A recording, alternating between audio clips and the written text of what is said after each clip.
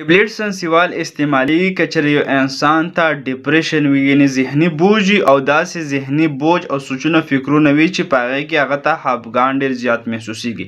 یا که چېرې یو انسان د شپې ټایم کې ورکوټې بول کوي په بیډ کې، هغې ته پر هم استعمالي. که چېرې یو انسان ته د اعصابو دردونه وي، یا که چېرې یو انسان ته شیزوفرینیا بیماري وي چې په دې کې اچانک فیلینګ، بیهیویر او سوچ فکرونه اچانک چینج کېږي، د دې دپاره استعمالېږي. د دې سایډ افیکټ او نقصانات دا دي چې انودګي راوستلی شي، په سر درد راوستلی شي، خوله وچولی شي، په خېټه درد راوستلی شي، زړه کچکولی شي، الټې راوستلی شي، خېټه خرابولی شي او پیچس راوستلی شي او د زړه رفتار تیزولی شي. د دې کنټرا انډیکیشن دا دی، مطلب تاسو دا په دې علاماتو کې نشئ استعمالولی. که چېرې چاته مرګي وي هغې نشي استعمالولی، یا که چېرې چاته د زړه دوه شوي یا د زړه مسلۍ ورته هغې نشي استعمالولی، که چېرې د چا د مثانې غوښه ستره شوې هغې نشي استعمالولی، یا که چېرې چاته د سترګو بیماري وي چې په هغې کې دننه پریشر زیات وي، کوم ته چې ګلایکوما ویلی شي هغې نه استعمالولی، حامله زنانۍ نشي استعمالولی او د چا ینې او ګردې چې خرابې وي هغې نشي استعمالولی.